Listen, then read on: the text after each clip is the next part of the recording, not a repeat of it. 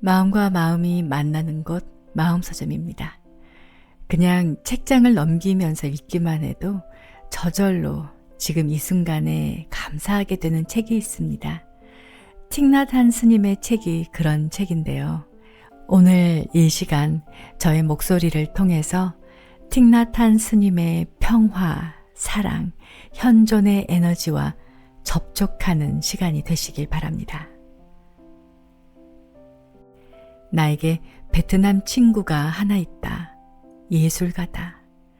그는 근 40년 세월 고향을 떠나서 사는데 그동안 한 번도 어머니를 보지 못했다. 어머니가 그리울 때 그가 하는 일은 자기 손을 들여다보는 것이 전부다. 그래도 그렇게 하면 많이 나아진다. 전형적 베트남 여성인 그의 모친은 서양 철학이나 학문을 공부한 적이 없고 겨우 글자 몇 개 읽을 수 있을 뿐이다. 그런데도 아들이 베트남을 떠날 때 그의 손을 잡고서 이렇게 말했다. 얘야, 어미가 보고 싶거든. 네 손을 들여다보아라. 금방 나를 보게 될 거다. 그리고 40년 세월이 흘렀는데 그는 늘 그렇게 했고 수없이 자기 손을 들여다보며 살고 있다. 어머니가 그와 함께 있는 것은 육신적으로만 그런 게 아니다. 그녀의 영, 그녀의 희망, 그녀의 인생이 그 친구 안에 현존한다. 자기 손을 바라보면서 그는 시작도 끝도 없는 시간 속으로 깊이 들어간다. 헤아릴 수 없이 많은 조상들과 헤아릴 수 없이 많은 후손들이 모두 자기인 것을 본다. 까마득한 시원에서 현재 순간까지 그의 삶은 한 번도 중단되지 않았고 그의 손은 시작도 끝도 없는 실제로 거기에 있다. 상추를 심고서 당신은 그것이 잘 자라지 않는다고 상추를 나무라지 않는다. 그게 왜 잘 자라지 않는지 그 이유를 들여다본다. 거름이 더 필요하거나 물 또는 햇빛이 더 필요할 수 있다. 아무도 상추를 탓하지 않는다. 그러면서도 친구나 가족들과 문제가 생기면 우리는 그들을 비난한다. 하지만 우리가 그들을 보살필 줄 알면 그들도 상추처럼 잘 자랄 것이다. 비난이나 책망은 절대 긍정적인 효과를 거두지 못한다. 말이나 토론으로 설득하려는 시도도 마찬가지다. 이는 내 경험이다. 책망도 이치를 따지는 것도 논쟁도 아니다.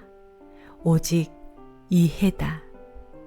당신이 이해하면, 당신이 이해한다는 걸 보여주면 당신은 사랑할 수 있고 그러면 아무리 난처한 상황도 좋아질 수 있다. 하루는 파리에서 상추를 나무라지 않는 것에 대하여 대중 강연을 했다. 강연 마치고 혼자 걷기 명상을 하는데 어느 빌딩 모서리를 돌다가 8살 된 아이가 엄마에게 하는 말을 들었다. 엄마, 나에게 물 주는 거 잊지 마세요. 나는 엄마 상추예요. 그 아이가 내 말을 완벽하게 알아들었다는 사실이 무척 기뻤다. 그러자 엄마가 아이에게 말했다. 그래 얘야, 나도 네 상추야. 그러니 너도 나한테 물 주는 거 잊지 마라. 엄마와 아이가 함께 수행하는 모습이 너무나도 아름다워 보였다. 먼지 이는 길을 걷고 있었다. 맞은편에서 한 아이가 어머니 손을 잡고 우리 쪽으로 걸어왔다. 나는 아이와 눈을 마주치며 두 손을 가슴에 모았다. 상대방 안에 붓다가 계시는 줄 알고서 가슴에 손을 연꽃송이처럼 모으고 가볍게 고개를 숙이는 것이 우리네 전통적 인사법이다. 아이가 어머니 손에 잡히지 않은 다른 손을 가슴까지 들어 올리고 내 안에 계신 붓다에게 고개를 숙였다. 그렇게 스쳐 지나간 뒤에 어린 꼬마가 등을 돌려 우리를 쳐다보는데 눈을 크게 뜬 모습이 나를 알아보는 것 같았다. 나도 우리가 전에 만났다는 느낌이 들었다. 나는 친구들과 함께 서서 그들의 걸어가는 모습을 보이지 않을 때까지 바라보았다. 나는 자주 그 달콤한 만남이 어떻게 우리가 서로 안에 있는 선과 평화를 알아볼 수 있는지를 보여주는 사랑스러운 모범 사례라고 생각한다. 우리는 서로에게 낯선 존재들이 아니다. 우리는 붓다의 성품 안에서 하나로 결합되어 있다. 깨달은 사람으로 되고 싶은 간절한 열망이 우리 모두 안에 있다. 그 열망이 겉으로 표출되도록 스스로 허용한다면 그것이 우리 그리고 다른 많은 사람들에게 커다란 행복을 가져다 줄 것이다. 나는 1966년 애틀랜타에서 처음 껴안기를 배웠다. 한 여류 시인이 나를 공항까지 데려다 주었는데 작별하기 전에 그녀가 내게 물었다. 불교 스님을 안아드려도 될까요? 우리나라는 사람들이 공개된 자리에서 그런 식으로 자기를 표현하지 않지만 나는 생각했다. 내가 명색이 선을 가르치는 교사다. 이 여인에게 안긴다 해서 문제될 것 없지. 그래서 말했다. 아, 좋습니다. 그녀가 나를 껴안았다. 하지만 나는 차라리 나무 토막이었다. 비행기에서 어차피 서양 친구들과 함께 일하기로 했으면 서양 풍습을 배워야 할 것이라고 생각했다. 그래서 내가 껴안기 명상을 발명하게 된 것이다. 껴안기 명상은 동양과 서양의 결합이다. 티백과 흡사하다. 차는 아시아에서 난 것인데 우리는 그것을 갈무리하여 조심스럽게 우려낸다. 그 차가 서양에 왔을 때 사람들이 쉽고 편하게 차를 마실 수 있도록 티백을 만들었다. 껴안기 명상을 할 때 당신은 당신이 안고 있는 사람을 진정으로 안아야 한다. 당신 품에서 그 사람이 진실로 존재하게 해야 한다. 그냥 겉모양으로 안고서 상대의 등을 두어 번 두드려주는 것 가지고는 안 된다. 그러지 말고 진심으로 거기 있으면서 온전히 현존하라. 당신 머리와 가슴과 온몸으로 상대를 안고서 마음 모아 숨을 쉬는 거다. 숨을 들이쉬면서 사랑하는 사람이 살아서 내 품에 안겨 있음을 나는 안다. 숨을 내쉬면서 이 사람은 참으로 나에게 소중한 사람이다. 이렇게 상대를 안고 3번 숨을 들이쉬고 내쉬는 동안 상대방이 당신 품에서 진짜로 존재하고 동시에 당신도 진짜로 존재하는 것이다. 당신이 누구를 사랑하면 그가 행복하기를 당신은 바란다. 그가 행복하지 않은데 당신이 행복해질 방법이 없다. 행복은 개인의 물건이 아니다. 참 사랑은 깊은 이해를 전제한다. 실제로 사랑은 이해의 다른 이름이다. 당신이 누구를 이해하지 못하면 그를 사랑할 수 없다. 이해가 없을 때 당신이 누구를 사랑하면 그에게 고통을 안겨줄 따름이다. 여러 해 전 짐이라는 미국 젊은이가 나에게 마음챙김 수련을 가르쳐달라고 했다. 한 번은 그와 함께 있는 자리에서 내가 그에게 오렌지 하나를 주었다. 짐이 오렌지를 받아들고서 자기가 참여하는 평화와 사회 정의 등을 위한 사업 얘기를 계속했다. 그는 오렌지를 먹고 있었다. 하지만 동시에 생각도 하고 말도 하고 있었다. 나는 오렌지를 벗겨 입에 넣고 급히 씹어 삼키는 짐 곁에 가만히 앉아 있었다. 이윽고 내가 말했다. 짐, 그만. 그가 나를 쳐다보았다. 오렌지를 먹으라고. 그가 말을 알아들었다. 말을 멈추더니 마음을 챙기면서 천천히 오렌지를 먹기 시작했다. 남은 오렌지를 조심스레 조각내어 향을 맡고 한 조각 입에 넣고 혀를 굴려 그 맛을 음미하였다. 그렇게 오렌지를 먹는 동안 급히 서두를 아무 이유가 없고 따라서 오렌지의 향과 맛을 즐기면서 먹을 시간이 충분하다는 사실을 그는 알았다. 이런 식으로 오렌지를 먹으면 그 오렌지가 진짜 오렌지가 되고 오렌지를 먹는 사람도 진짜 사람으로 된다는 것을 알았다. 오렌지를 먹는 목적이 무엇인가? 그냥 오렌지 하나를 먹어 없애는 건가? 당신이 오렌지를 먹는 동안은 오렌지를 먹는 것이 당신 인생에서 가장 중요한 일이다. 다음에 직장이나 학교에서 당신도 오렌지를 먹을 기회가 있을 것이다.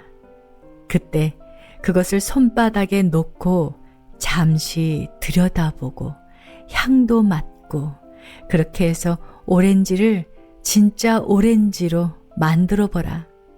그러는데 많은 시간이 필요치 않다. 2, 3초면 충분하다. 그것을 자세히 들여다보라. 아름다운 나무, 꽃망울, 햇빛, 비, 그리고 작게 맺힌 열매가 보일 것이다. 날마다 햇빛과 비를 받아 먹으며 그 작은 열매가 지금 당신 손 안에 있는 오렌지로 자라는 것도 보일 것이다. 그 빛깔이 초록에서 황금빛으로 바뀌고 속으로 익어가며 맛이 스며드는 것도 보일 것이다. 이런 식으로 오렌지를 들여다보면 당신은 그 안에서 우주, 햇빛, 비, 구름, 나무, 나뭇잎, 그리고 다른 모든 것을 보게 될 것이다. 오렌지 껍질을 벗기고 냄새를 맡고 그 맛을 음미하는 동안 당신은 아주 많이 행복할 수 있다. 가끔 붓을 잡을 때면 나와 함께 원을 그리자고 어머니와 아버지와 스승님들을 모신다. 그분들과 함께 원을 그리면서 나는 무아의 깨달음에 접하고 그것은 곧장 깊은 명상 수련으로 바뀐다. 명상과 작업과 기쁨과 삶이 하나로 된다. 우리는 몸의 세포마다에서 아버지, 어머니, 그리고 많은 조상들의 현존을 볼 수 있다. 명상뿐 아니라 과학도 이를 말해준다. 우리 부모님들은 우리 바깥에만 있지 않다. 우리가 마음 챙겨 숨 쉬면서 몸과 마음을 안정시킬 때마다 우리 부모님들이 동시에 마음 챙겨 숨 쉬면서 몸과 마음을 안정시키신다. 우리가 기쁨과 자비의 느낌을 자아내면 우리 안의 부모님들이 그 기쁨과 자비를 경험하신다. 우리 부모님들이 마음 챙김 수련을 하거나 그것으로 당신들의 고통을 바꿔놓는 행운을 경험하지 못했을 수 있다. 하지만 우리는 자비의 눈으로 그들을 바라봄으로써 우리의 기쁨, 평화, 그리고 용서를 그들과 더불어 나눌 수 있다. 하루는 나를 인도에 초청하는 일을 주선한 친구와 인도에서 버스를 탔다. 그 친구는 수천 년 세월 심한 차별 대우를 받아온 계급에 속해 있었다. 나는 창밖의 풍경을 즐기다가 잔뜩 긴장한 그를 보았다. 내가 과연 즐거운 시간을 보내는지 그가 걱정한다는 사실을 알았다. 그래서 말했다. 안심하시오. 이곳 방문을 내가 마음껏 즐기고 있으니까. 모든 일이 아주 잘 돌아가고 있습니다. 정말 그가 염려할 것이 없었다. 그가 등을 기대며 웃었다. 하지만 몇 초 뒤 다시 긴장했다. 그에게서 나는 한 인간으로서의 그와 그가 속한 계급 안에서 4, 5천 년 세월 이어져 온 갈등을 보았다. 지금도 그는 나의 방문 일정을 조율하면서 여전히 그 갈등을 품고 있었다. 아주 잠깐 긴장을 풀 수 있었지만 다시 긴장 속으로 들어갔다. 우리 모두 몸과 마음 속에 이런 갈등의 성향이 숨어 있다. 우리는 행복이 미래에만 가능하다고 믿는다. 현재 순간에 내가 이르렀다는 사실을 깨치는 것. 지금 이 순간을 행복하게 머무르는 것이 이토록 중요한 이유가 여기에 있다. 우리가 이미 도달했고 더 나아갈 필요가 없고 벌써 집에 와 있다는 진실에 대한 깨달음이 우리에게 평화와 기쁨을 안겨줄 수 있다. 우리는 행복할 조건들을 이미 충분히 갖추었다. 지금 이 순간에 온전히 도달하기를 스스로 허용하기만 하면 그러면 평화와 기쁨을 맛볼 수 있다. 버스를 타는 동안 내 친구는 현재 순간에 평화로이 머물도록 자기를 허용할 수 없었다. 나는 충분히 편안한데 그는 어떻게 하면 나를 편안하게 할 것인지 계속 걱정했다. 그래서 당신을 있는 그대로 놔두라고 말해주었지만 그에게는 그것이 쉽지 않았다. 너무나 오랜 세월 걱정하는 버릇 에너지에 휘둘려 왔기 때문이다. 버스에서 내린 뒤에도 그는 자기 자신을 즐기지 못했다. 나의 인도 방문 일정은 차질 없이 진행되었고 그가 기획한 모든 일이 완벽하게 이루어졌다. 하지만 나는 그가 지금도 여전히 불안한 상태에 있는 것 아닌가 싶어 두렵다. 우리 모두 이전 세대들과 우리가 속한 사회의 영향을 받으며 살아간다. 하던 일을 멈추고 깊이 들여다보는 수련을 하는 것은 우리 속에 있는 좋지 못한 씨앗들로 말미암아 형성된 버릇 에너지, 악업의 작용을 멈추기 위해서다. 그것을 멈출 때 우리는 선조들을 위해서 그렇게 하는 것이고 삼사라라 불리는 악순환의 고리를 끊어버리는 것이다. 우리 안에 있는 선조들과 후손들을 해방시키면서 그렇게 살아야 한다. 기쁨, 평화, 자유, 조화는 한 개인의 것들이 아니다. 우리 선조들을 해방시키지 않으면 자기 자신의 삶을 속박할 것이고 자기의 좋지 못한 버릇 에너지를 후손들에게 물려줄 것이다. 지금이야말로 우리 자신과 그들을 해방시킬 때다. 그것은 같은 해방이다. 이것이 서로 안에 있음의 가르침이다. 우리 안에 있는 선조들이 계속 고통을 당하는 한 우리는 평안할 수 없다. 우리가 한순간이라도 마음을 챙겨 행복하게 자유롭게 이 땅을 접하는 것은 우리 선조들과 후손들을 위해서 그러는 것이다. 그들 모두가 우리와 함께 같은 순간에 도달하고 그들 모두가 우리와 함께 같은 시간에 평화와 행복을 찾는 것이다.